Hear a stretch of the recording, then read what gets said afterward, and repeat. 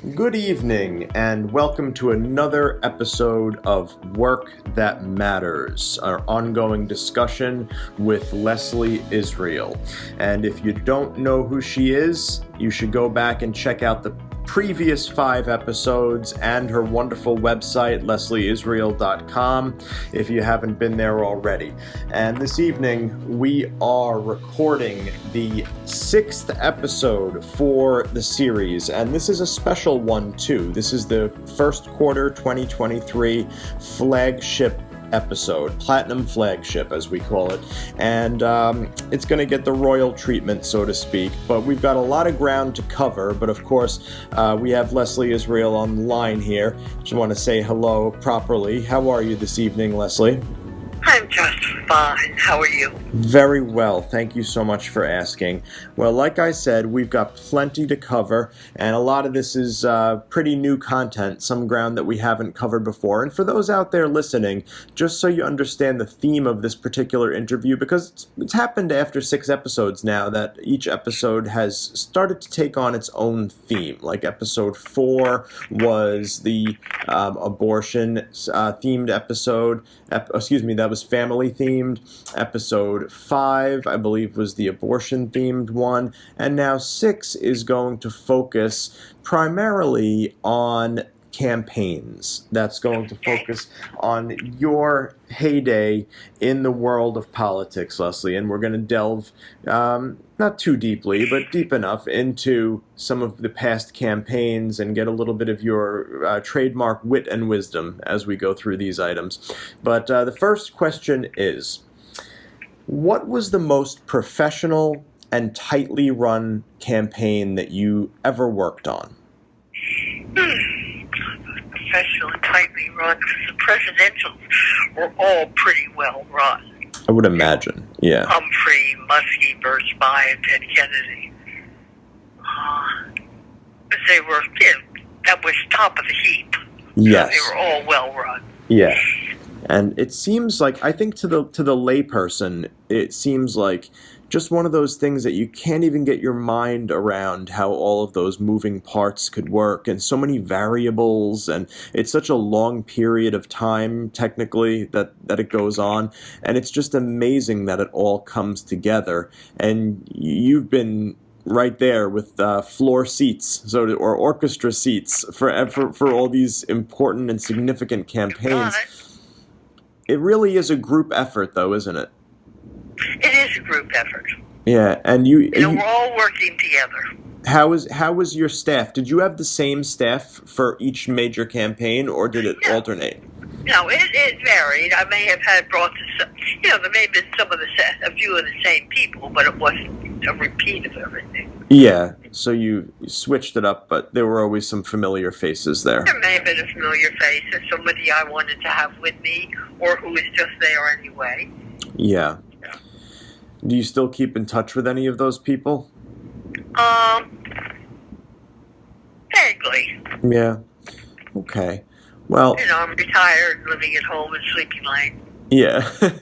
things change, I'm sure. Yeah. What do you call it in the industry when a candidate is on her or his own and says something that's just disastrous, and everybody behind the scenes kind of cringes, and you have to do damage control? What do you call that? I don't know what you call it except, oh! Or ouch. Ouch. We'll call it a big ouch. And so damage control that's got to be tough in a situation like that. It is tough, but it doesn't normally happen. The candidates are relatively intelligent. Be where they are if they weren't. That's right. Exactly. And in terms of having political sense, and because you can be a brilliant person, a great strategist, and a great leader, but maybe not have the best political sense as the next person, especially when it comes to campaigning and stuff like that. Yeah, not everybody knows all the details of how it's done. Right. Which of the presidential candidates whose campaigns you ran, which one of them do you think had the best instincts politically? Oh, they were the presidential campaigns. They were all pretty good, or they wouldn't be there. Right, right. Well, I know you're partial to Hubert Humphrey. You were Humphrey. I was because we were very close to Humphrey. Yes, and you've mentioned his on a personal, friendly basis. You've mentioned Hubert and Birch as the candidates that you were that you were closest to personally. Teddy Kennedy on a personal basis. Yeah. And that was kind of the end where I wasn't quite as involved as I was. Right, right.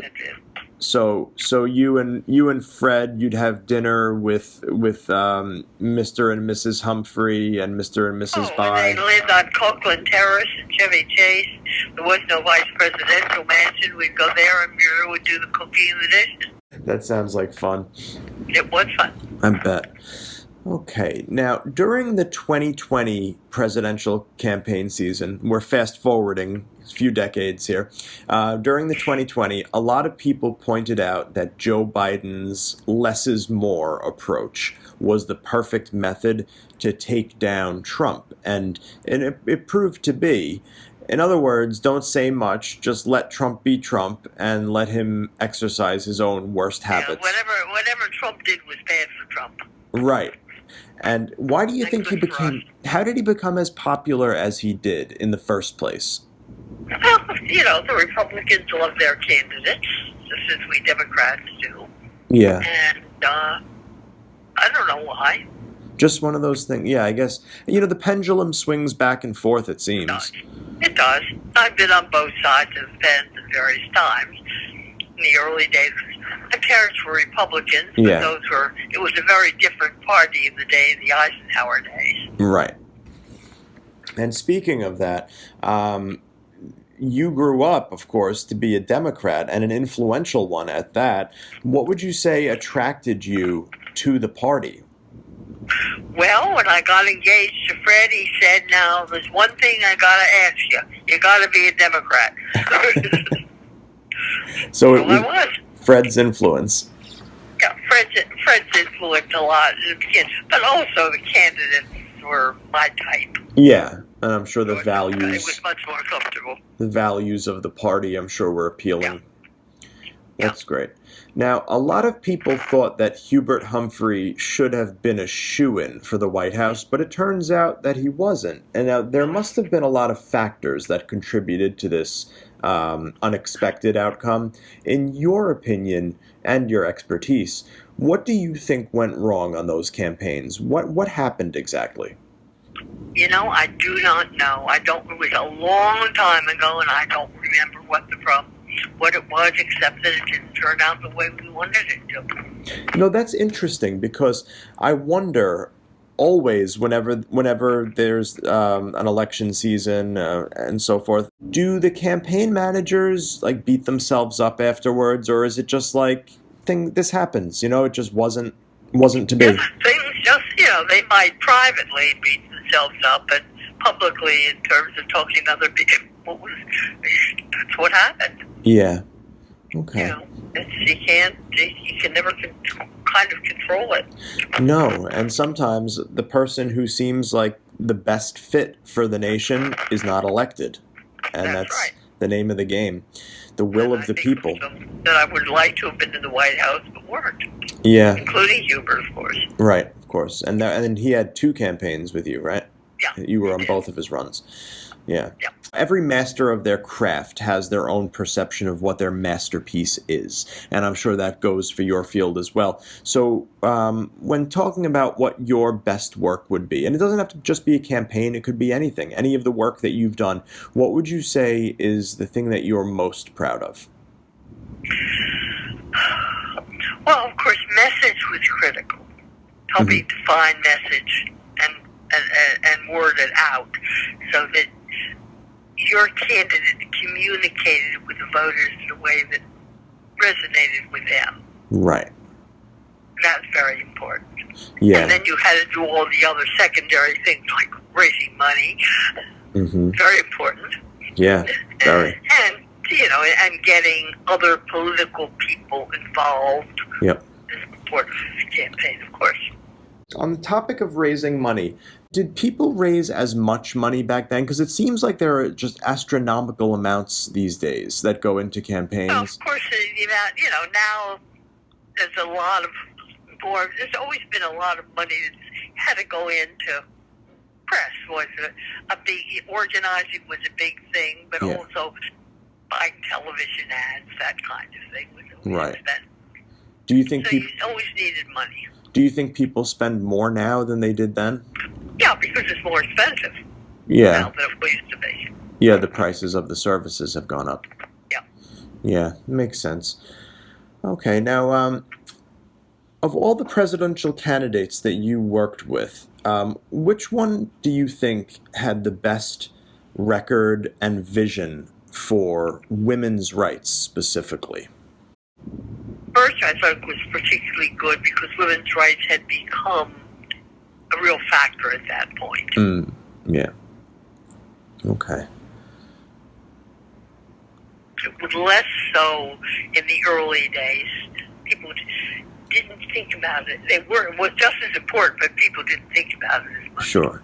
Teddy Kennedy's campaign. I know you said you weren't really that close to him, but being a Kennedy, there's a certain shine that goes along with that. The Kennedys always sort of shimmer and shine in a certain way in the public eye. Was Teddy Kennedy as magnetic and charismatic as people think he was? Because you probably knew him personally. I knew him personally, but not well. Right. And I was just never close to him, so I can't tell you how magnetic he was good on the campaign trail. He was good making speeches and that kind of thing, and reaching out to the public. But I didn't feel the same emotional connection that I did with most of my other candidates. In 2016, during the Trump campaign, the first one, were there moments where you said, "Oh, that's it. Like according to the rules of politics and campaigning, this is going to disqualify him." Like some of those things that happened to him on the campaign trail, some of the things that leaked.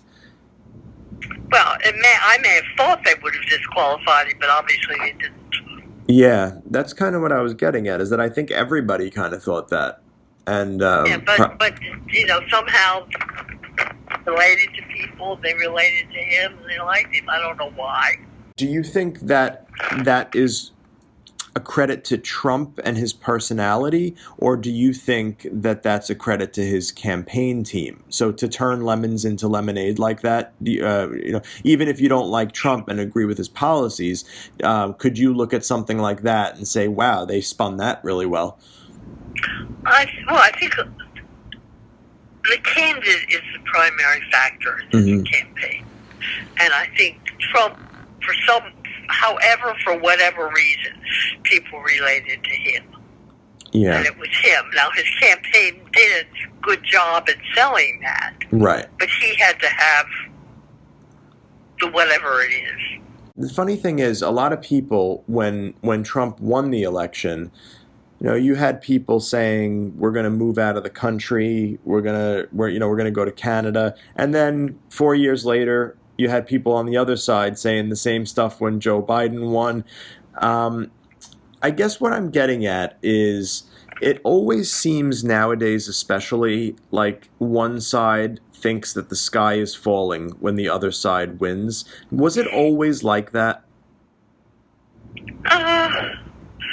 When you were in the campaign, probably to a certain extent, the public didn't feel that way. Yeah. But now it seems like the general public feels that way. The voters feel that way every election. I don't know to how large an extent it is, but a lot of it's a public relations issue. Right. How do we sell it? Yeah, that's interesting. How don't we sell it? Okay, now this program, Work That Matters, is primarily designed to inspire young women, as you know. And particularly those in your field of politics and government, being your show and your industry. Now, also, you're hoping to make this work into a real legacy statement for your family, for your kids, especially grandkids, eventually great grandkids, hopefully. Hopefully. Yeah, soon enough. I'm ready. You've been They're ready. not. So, speaking of them, speaking of your grandkids, have any of them gotten into politics or government or expressed an interest, at least? Yeah, really, no. No. That's They surprising. do a little peripheral stuff, but none of them that's not what any of them do. Yeah. Well, it's not for They everybody. got their own lives, and that's, Yeah, I think everybody has to find their own path. yeah. And also, politics, government, that's a very specialized field, and it takes a certain type, I think, to succeed in It that does. field. My company was called Politics Inc. That's Yeah. what I named it. But that's what we did. Exactly. It's the business of politics. Yeah. It's fascinating. We're all, have other priorities, whether it's their children or their pets or their careers or their, whatever. Right. And And when it politics comes, is not it for most of them. so Yeah, the- they're interested, they care, but they're not, that's not what they do. Now, for those people out there listening who might not understand exactly what Politics Inc. did, why don't you explain in your own words what the company's purpose was? Well, the company's purpose was to run campaigns. We developed strategy. We did their radio and television commercials. We helped the campaign, the candidate taught him or her how to run and what to say and what to do. Yeah. But, it basically it's message. Right. Now, when a candidate is running, do they hire one company like Politics Inc. exclusively, or are they able to go with multiple companies? Oh, they can go with more than one. Mostly they don't. It's expensive. Yeah. Probably gets a little messy too. Yeah. Overlapping efforts. Last but not least, a lot of Republicans say that Biden and his administration are turning us into, a far left kind of socialist country, and that he would go farther to the left if he could. Do you think any of this is a legitimate concern, or is that just nonsense? No, I don't think it's a problem. I think Biden is running a perfectly good, normal administration like everybody else.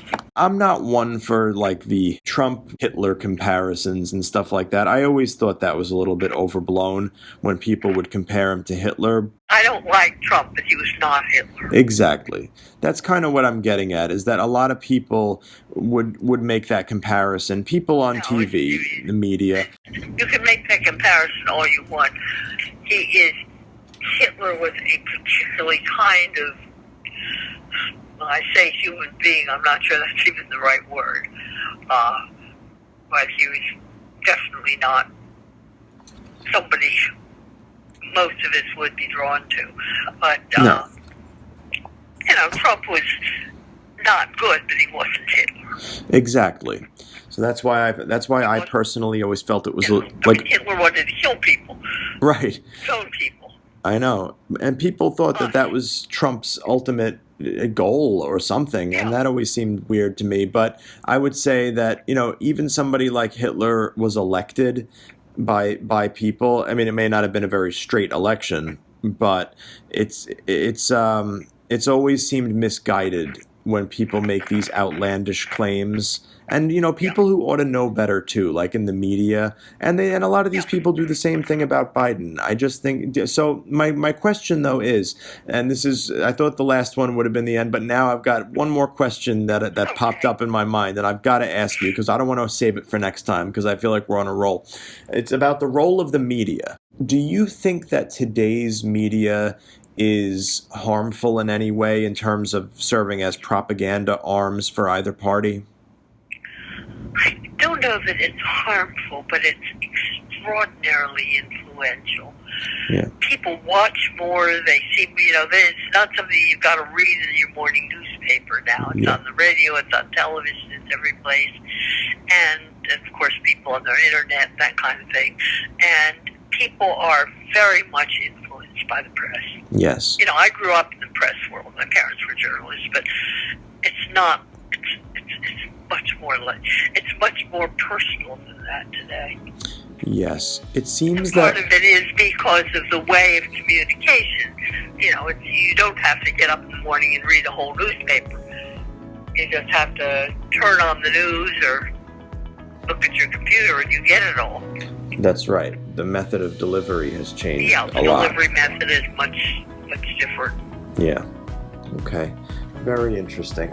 All right. Well, we've got a good launching off point for the next episode, for episode 7, when we'll continue the conversation. But that's it for now.